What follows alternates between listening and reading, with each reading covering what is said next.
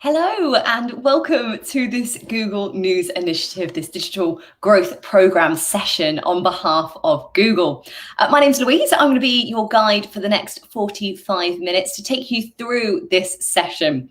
So the objective of this training then is to take an in-depth look at the methods that newspapers are using to successfully become online publishers. So every lesson covers a different element that any news business must take notice of, from things to be done before launch to shaping the value proposition, pricing, acquisition, churn rates, and of course what we're going to be looking at today, income streams, so reader revenue. So each lesson then is broken down into three key topics. So we'll look at the so what, the focus, and then the what now. And the aim of this is to really give a clear, actionable instructions to help you and your news publication become a commercial success online. So if you do have any questions at all, you can pop them into the chat box, which you'll see just below this video. And my lovely colleague, Romy, is in the chat box. She is going to be moderating that for you today. So she'll be there to answer any questions, help you out, guide you. So feel free to pop anything in there. Also, introduce yourself, say hi, where are you watching from? Your publication as well, what does it do? We would love to hear from you. So this session then will be about 35 minutes, and then we'll have time at the end for some questions and answers. And of course, we will be letting you know how you can come and join us as well at the roundtable sessions, which will be happening in about an hour, actually, at 11:30 today. But we'll share links to all of that later on in the session. So first off, let's crack on with our session, which is all about alternative income streams. So just to let you know then, this actually is the very last session of the program. We have covered everything from business strategy to audience development, data management, advertising revenue, and finally then reader revenue. If you were with us for the last session, which just happened, started an hour ago, we were looking at optimizing that reader revenue, whereas now, optimizing that user funnel, we're going to be looking at actually, if we've done all of this, what are our other options?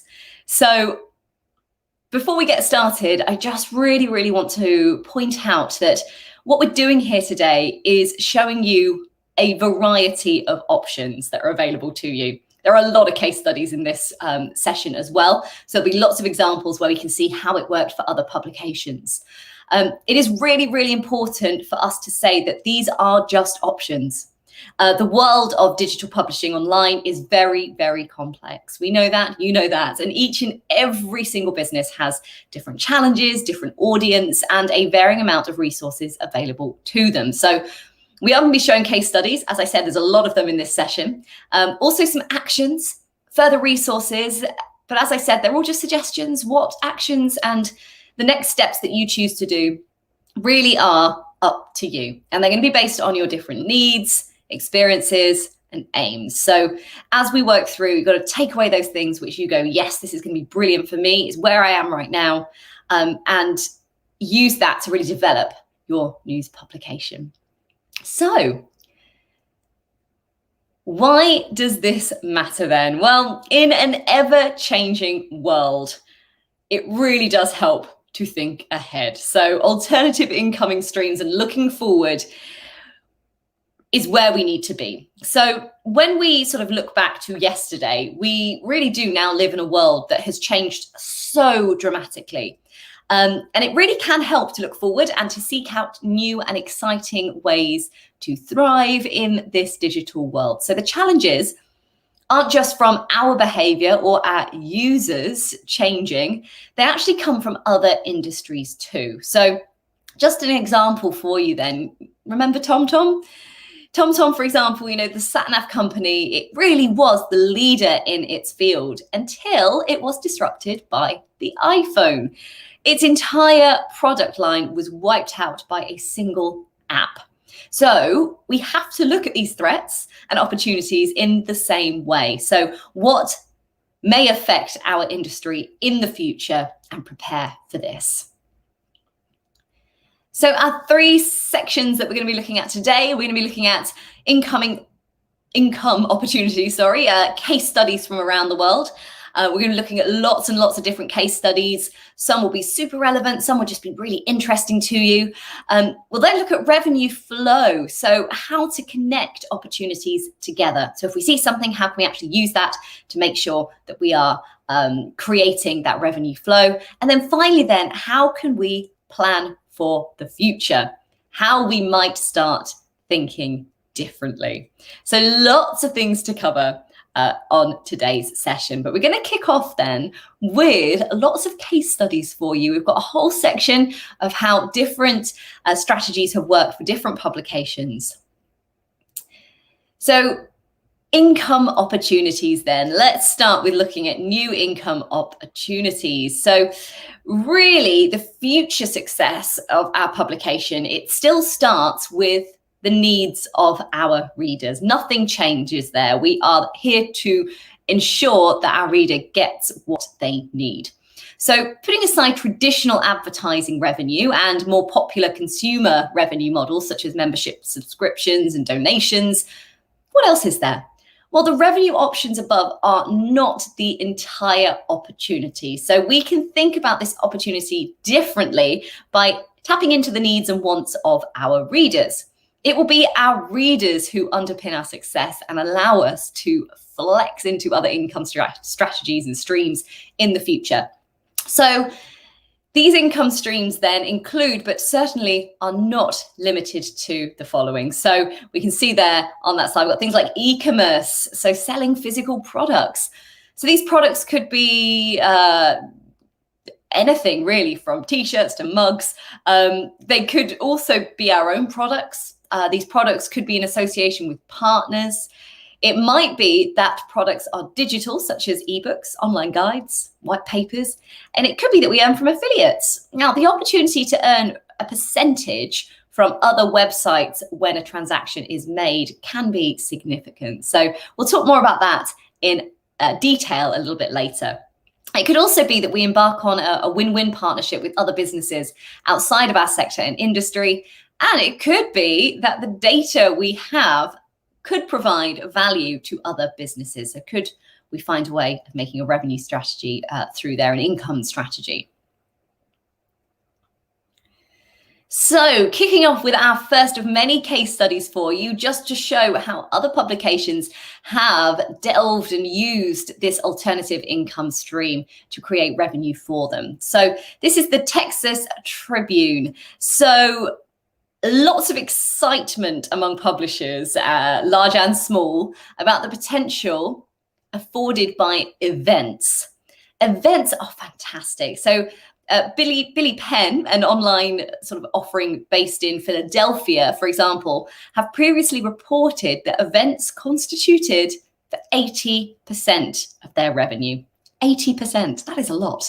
Now, although time consuming and requiring an absolute specialist skill set, so it might be actually that we need to invest in someone with that skill set, events typically offer a means to diversify beyond that paywall through things like ticket sales, sponsorships, and beyond this, they can also provide a platform to tell stories and interact with audiences in new, engaging ways.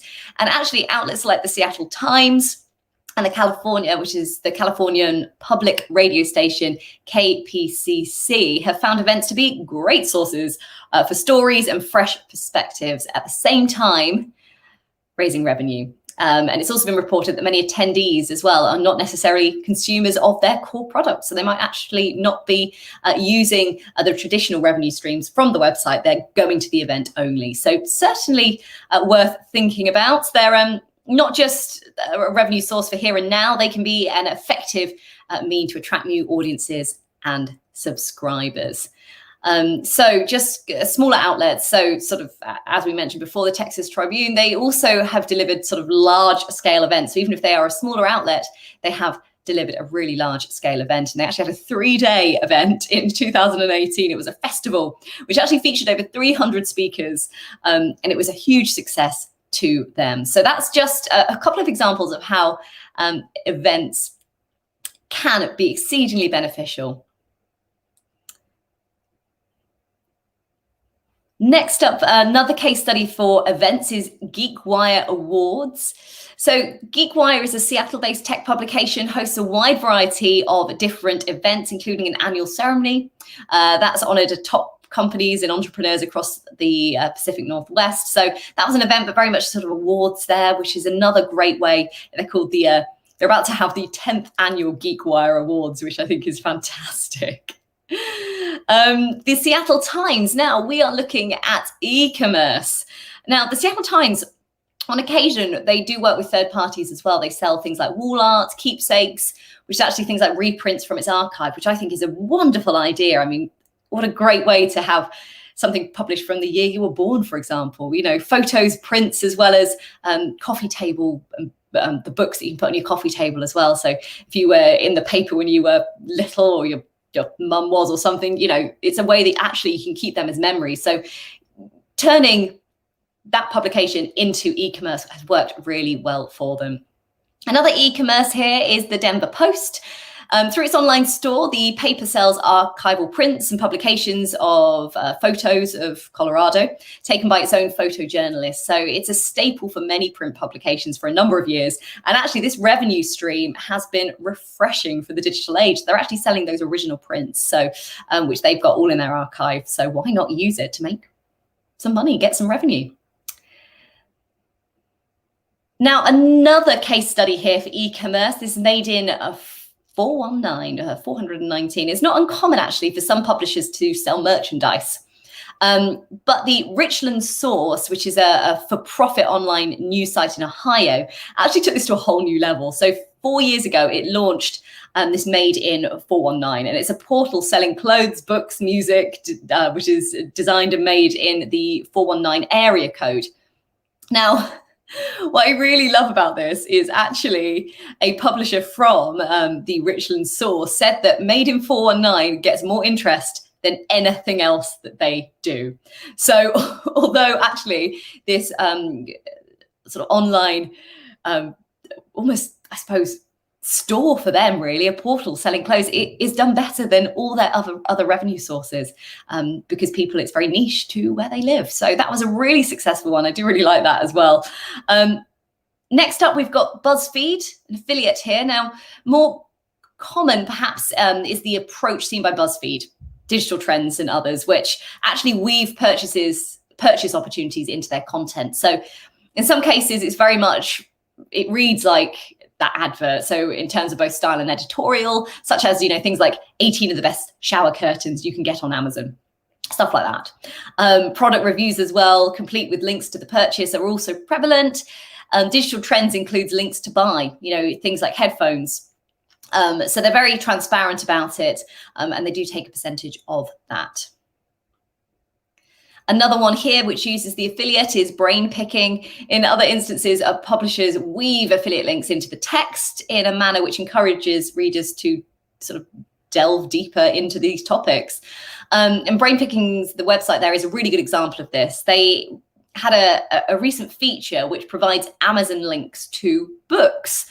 And as a result, every time someone clicked on that link and bought it, they got a fraction of what the profit was from it. So that's how affiliate links can work really well.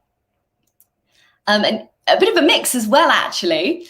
E-commerce and affiliate, in a similar but different vein to Richland Source. The website Boeing has an online store selling a range of materials targeted at the interests of its audience. So this includes gear and gadgets, lifestyle-related goods, apps and software. So it was very much e-commerce and affiliate. So they could then keep it relevant to their readers. And then there was the affiliate links that they can pop off. So pop off and click and buy, and they'll get a percentage of that. So I can just see actually in the chat, Romy has actually asked what kind of merchandise you would sell to go along with your publication, and how you'd enhance your revenue. So we're giving lots and lots of different examples here. I really like, just, you know, on a personal level, I really like the idea of e-commerce, also events. I love an event at the best of times. So anything like that is fantastic. So it'd be really, really lovely to get some of your answers in that chat as we go through the rest of the session. We've got a couple more to do. And then we are cracking on with the second topic. But please pop your ideas into the chat, what you think might work for you, what merchandise you'd sell, events, anything you can think of. So just another case study then. This is Reuters, New York Times, Refinery29, and CBS.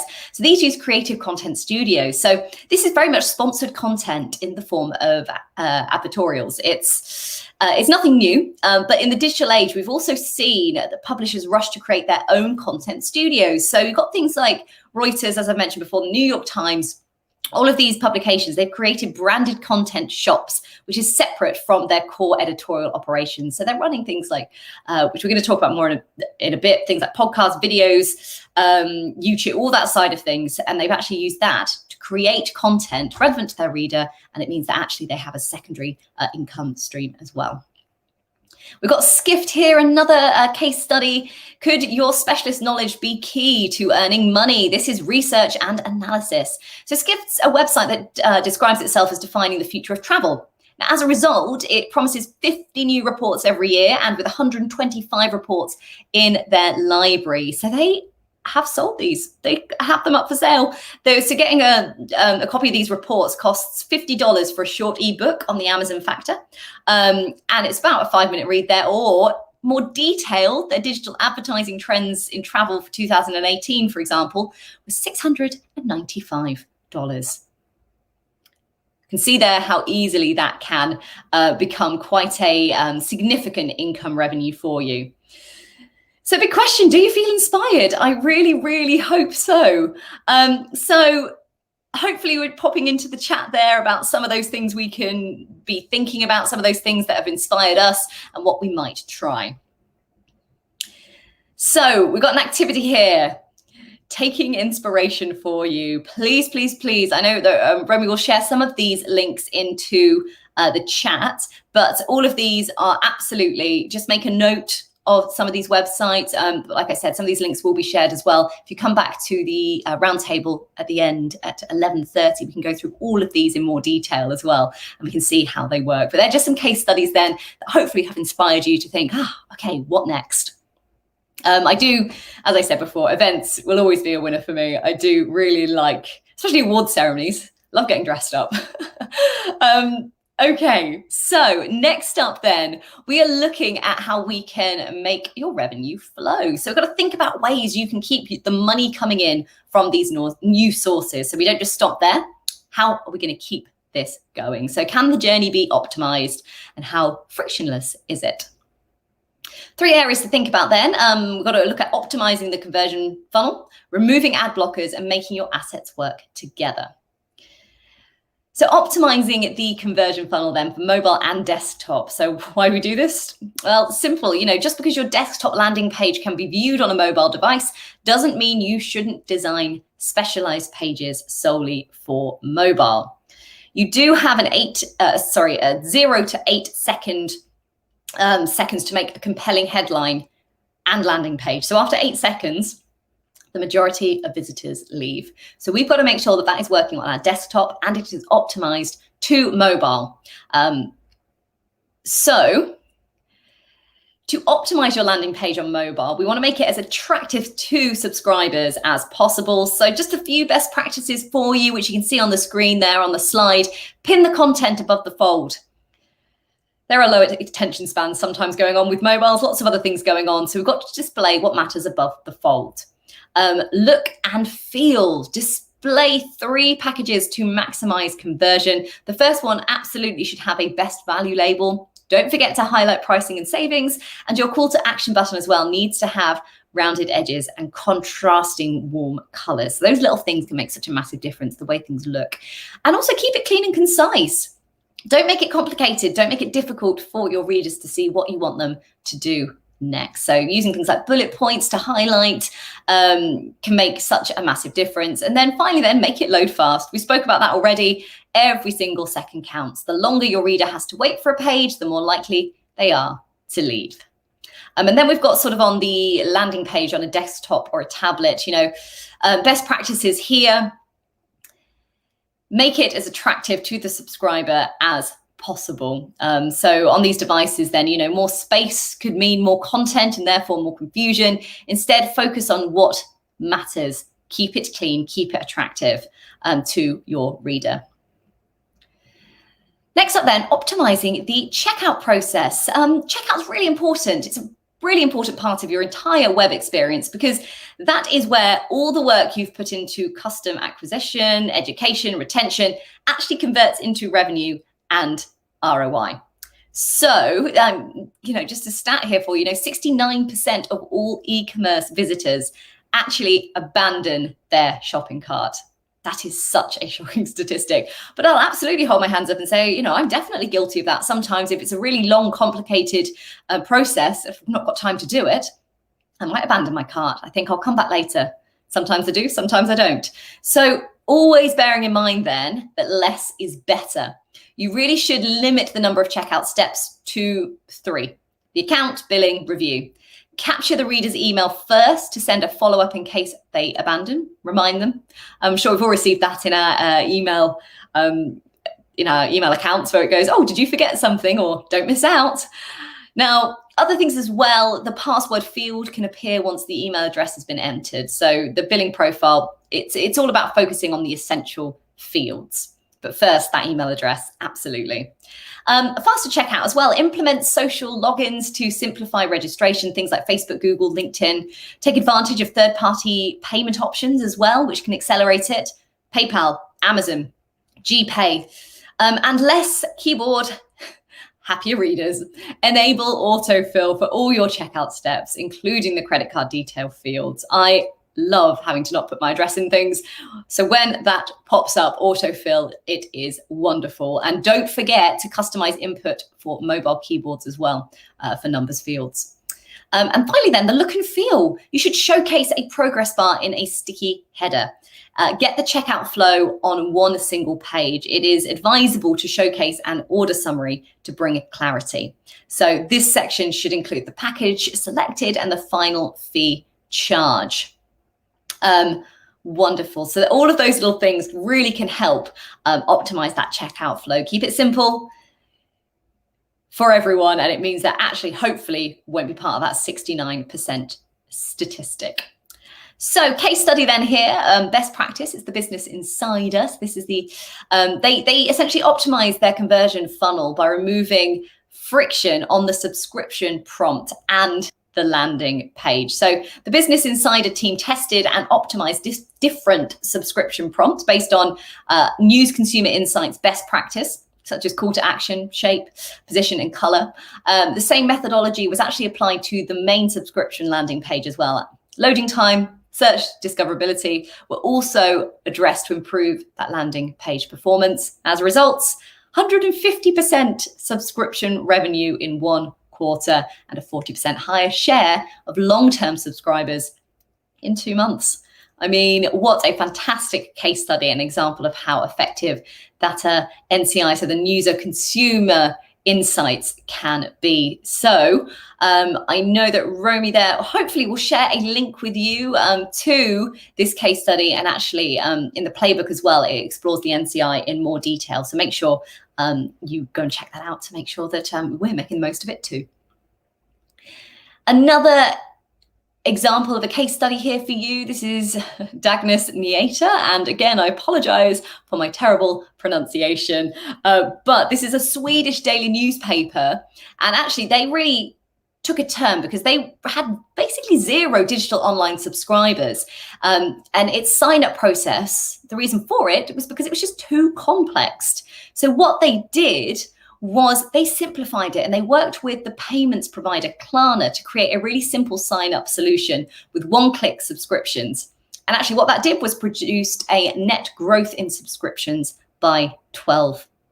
So again, just by making a couple of tweaks, a couple of changes, it improved it by 12%. And these figures are not to be shunned. They're fantastic. So next thing to think about then, ad blockers. Another, they really do, and they can be a blocker in your revenue flow. And it could be the fact that actually your readers are just blocking your ads. It's a challenge, but there are ways out of this conundrum. So just a few reasons why it happens, or what's going on. 50% of users actually have allowed ads to show on at least one site. So they do allow it for some reason. 54%, we'll explore that in a bit more detail. 54% of users as well do not know what the term whitelist means. So they're not aware that actually they can choose certain websites to show those ads. So really explaining it, really making it clear to your readers why you're having those ads and how they can do it can be really beneficial. So consumers today, they really do expect their digital experience to be fast and seamless. Of course we do. If they're not, it really can be quite costly.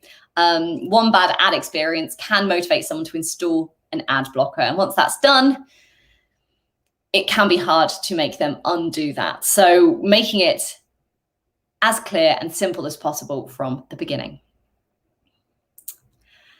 Introducing then funding choices. So just asking your visitor to whitelist your site sometimes might not be enough. It can be, but we're actually going, all right, well, what else can we do? So we've got to give them choices.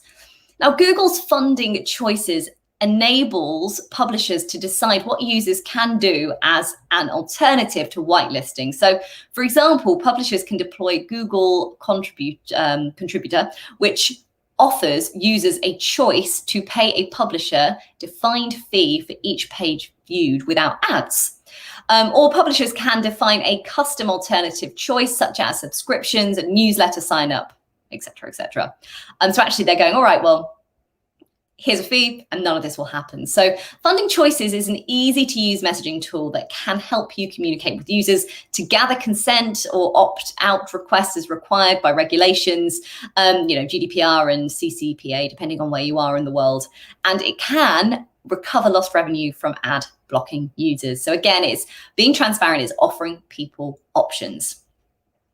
So how can we make our assets work together then? Well, it really is something that we need to think about. And it's the thing about how your content and earning opportunities complement each other. So affiliate, ads, e-commerce, how can they work together? So these three opportunities to earn income, they're not new or individually massively exciting, if we're being honest, but if you stack them together, that is where the opportunity can grow. So for example, someone watches one of your videos. You then take them to a link for more information. On this site, you sell them something related to their interest or their viewing habits and link them to something bigger. So this is a revenue flow. And a revenue flow is when we think about the customer journey and the multiple points at which we could earn money from them. So for example, let's say a user watches a video which has ads. When we take them to a link for more information, when they arrive at the destination, we can offer them further links to buy products related to their interest. So this has given us 3 opportunities to earn from one reader. So revenue stacks definitely can be something that we can consider in the future. So a question for you, take it away, have a real think about it. Are you maximizing your earning potential? And if not, what are some of those options that we can do? So just a reminder then of those 3 areas of focus for maintaining your revenue flow. So optimizing the conversion funnel, got A/B testing, everything that we can do, what is working, how we can remove ad blockers, so ask to whitelist or funding choices as well there. And then finally then making your assets work together. So call to action that identifies the next step, hopefully with revenue potential. So they're the 3 areas that we've just looked at that can be really beneficial to help you move to the next stage of reader revenue and income streams. So a way to help you to do this, of course, we have got a little tool for you. You can use the Google Optimize. So whether it's a custom tailored message or a checkout or a completely revamped homepage, Optimize shows you which site experiences engage and delight your customers and gives you the solution you need to deliver them. So a quote there from Simone Peterson, digital business developer and project lead, said that Google Optimize helped us make continuous user experience improvements on our mobile site. So one experiment alone drove a 2x increase in monthly plan sales. That is just one example of how it worked or when it worked for someone. So there are 2 versions of Google Optimize. So there is a free product It's called Optimize, and it allows you to get started with experimentations. And then there is the Optimize 360. That is a premium testing and personalization tool for the enterprise that is part of the Google marketing platform. So definitely worth having a little think which one works best for you and having an explore. So last but not least then, it's future planning. How can we look forward to make sure that we are secure in the future as well? So an example of actually how this for one organization might have been a beneficial thing. So if you're an ebook reader, such as a Kindle or a Nook or a Kobo or whatever you're using, do you think the book publishing industry of the past had a strategic plan for this invention? Like really, who could have forecasted a kind of book really that just requires batteries to recharge on a regular basis? But the reality is that is the situation now. News content publishers looking ahead to an uncertain and rapidly changing future means that we can adapt to make sure that this revenue flow continues. Readers' behavior is always changing. The way we consume always changes, and the way that we're entertained evolves all the time. So let's take a few minutes to look forward to a new exciting revenue streams and start figuring out how they might play a part in our future strategies. So first off, podcast opportunities. Now, I'm not sure whether Flo is on this session. I know he was on the one earlier, who was watching, actually is launching a podcast. And podcasts are so hot right now. Actually, in one of the roundtables, we dove into this in so much detail, and actually how podcasts can be really beneficial. So actually, if Flo is going to join us in the 11:30 session, we can share some of those tips and actually how it can be great. So just an example that even on these sessions, we've got people forward thinking about how that revenue can happen. So sorry to use you as an example there, Flo, but I think it was a very good one. Podcasts are very hot right now. In a recent survey of 200 editors and CEOs and digital leaders, and this was done by Reuters Institute for the Study of Journalism, they found that with many publishers launching new daily news podcasts, it is perhaps not surprising that the majority, 75% of them, think that audio will become a more important part of their content and commercial strategies. Why is that? It's easy to do. You can do it on the go. People on the commute, when they're in the house doing other things, it's very easy to listen. It's the same as things like audiobooks, why they've become so popular. So podcasting definitely can be or could be beneficial for you moving forward. Its momentum as well has been boosted by the launch of other really high profile daily podcasts from publishers, such as the Washington Post, the Guardian as well.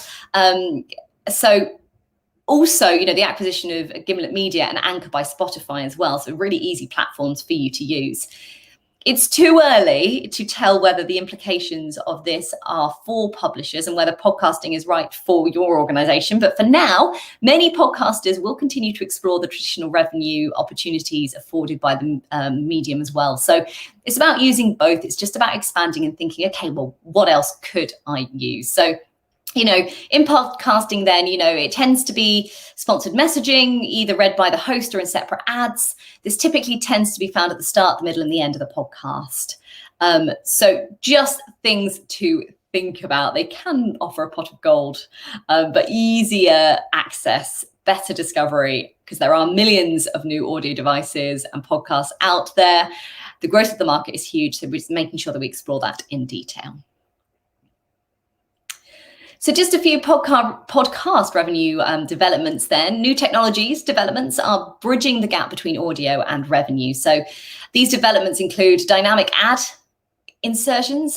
We've got adverts available for a certain number of plays, programmatic audio advertising, detailed audio analytics as well. So these developments really are in the early stages, but they could provide valuable data for publishers and advertisers alike. Also, next up to consider, it is the next generation. Look ahead to the next generation. We are planning our long-term revenue. So we've got to identify where you are personally and where your audience lies, and then pick which generation you think you should be putting your efforts into wooing into the future. So we can see there we've got Alpha, as if we've gone back to A again. So we've got Alpha, that's anything after 2012, Generation Z, Millennials, Generation X, the baby boomers. What is your audience? Now, it's never a bad consideration to think about younger readers, because if you can bring them on the journey with you throughout them growing up, you're going to get a loyal reader. So attracting younger readers definitely has to be something that you consider. Targeting Generation Z, even Generation Alpha. So some of these children are going to be students very, very soon, young adults, and then heading forward. So just a case study from the New York Times about how this worked. Their biggest threat they recognized was actually losing their audience under 40. So what they did was they created a podcast, and they introduced many young readers to its best journalism and invited readers to give between $10 and $2,000 to sponsor student subscriptions. And the newspaper promised to match every one of them.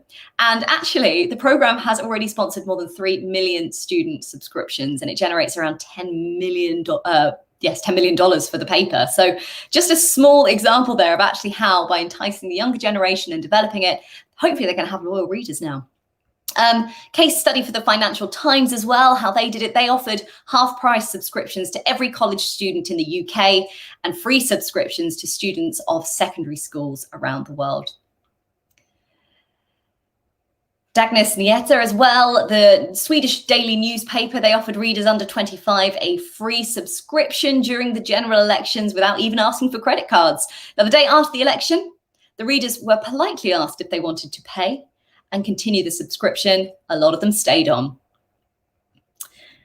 And expansive thinking then, it really is a way of seeing multiple ways to reach a goal, solve problems, or improve a situation. So expansive thinking really is about being creative and finding ways to get where you want to be, despite the obstacles you encounter, and to stay there or to go somewhere better as you move through life. So the idea is to think big, start small, but think big. And there are more possibilities out there than whatever you can see at the outset. Big question to take away from the session then is, what could your revenue strategy look like in 5 years' time? Think big. The big picture, what could all those possibilities be? Once we set that end goal, we can then look at going, all right, well, how do we get there? We'll go back to starting small, but with the end goals in sight. And just an activity for you then before we finish.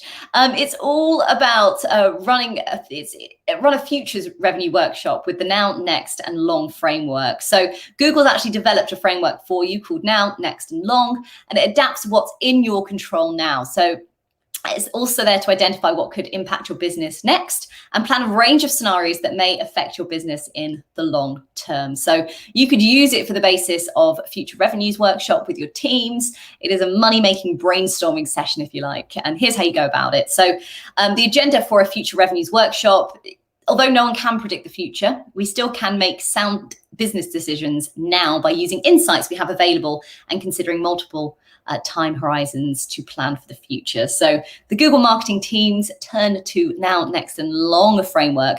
It is a planning tool used across industries to assess and adapt strategies. So to adapt what's in your control now, it's likely, honestly, that you're already doing this. So it is for your business, something that you'll need to continue to navigate this situation. Then it's about analyzing your website, online platforms, and marketing campaigns. And when you feel comfortable with the current situation your team and strategies are in, it does take time. It's not an overnight thing. We then can consider how to prioritize your time and tasks so we know what to do next. So we take care of the now and we look forward.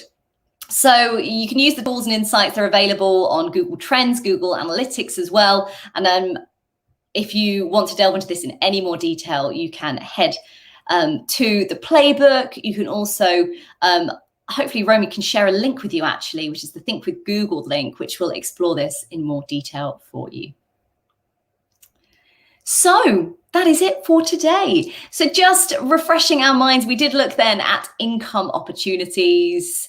Loads of case studies there, events, e-commerce, affiliate links. So loads of different ways that actually those alternative income streams could be beneficial. We then looked at revenue flow and explored how to generate maximum return by stacking those products. And then we looked at planning for the future and actually that tool, but how we can do that. So just before we finish then, because I'm very aware of the time, are there any questions we've got? So I'm just having a little look from Romy, what she's popped in here. Michael, hi again, Michael, feels inspired and likes the Texas Tribute Festival. Yes, I love a festival. That's what I love them as well. So that's going back to the very start about how we can raise money through things like ticket sales and events, and just actually how bringing people together is a whole different revenue source. So flow as well. For newer publications, I can see the problem to gain older listeners or readers. Yes, I can understand that concern, but it really is about exploring who your focus is and getting to know that audience. And then once we've done that, we can look at how we can explore to maybe expand slightly. So it definitely see the challenge, but it's not something we can't overcome. And I know that Romy asked in the chat, how would you enhance your revenue? What kind of merchandise would you go about? And unrelated work, so that's flow there. A great idea would be behind the scenes articles and content that could be consumed as premium. Yes, brilliant example there of how actually creating more content behind that paywall can be hugely beneficial. And I know actually in one of our sessions, Flo, we were talking about doing extra content for your podcast and how keeping that for premium subscribers means that you'll create that loyal base and they'll come back and they'll pay for that extra content because they love it so much. So thank you so much for your questions. Just a reminder then that actually this was the very end. It was the very last one of our sessions right down there in Reader Revenue. If you want to explore some of the other sessions, creating content for digital and growing your readership are two great sessions which would lead on nicely from this one. Romy can share the link about how to watch the Reader Revenue sections back. The GNI playbook as well is on there, which will help you explore the other sessions too. So just to continue your journey then before we finish, don't forget we do have a deep dive session, a roundtable starting in just over 15 minutes. So come back and join us. The link will be shared with you on the chat. We can just explore and talk about how you found the session, some ideas that have inspired you, hopefully just look at where you can go from here. We've then got our labs. We are running a number of training labs that we'd love to signpost you to. You can visit the GNI website to find out more about them and your feedback. Please, please, please, if you got a couple of minutes, we'd love some feedback. It's so important to us. It's how we can evolve and improve our support to you. But that is it. Thank you so, so much for joining me. It's been an absolute pleasure. Thank you for your questions and your comments. And thank you to Romy in the chat as well. And I will see you all hopefully in 15 minutes, if not on one of these sessions very, very soon. Have a great day.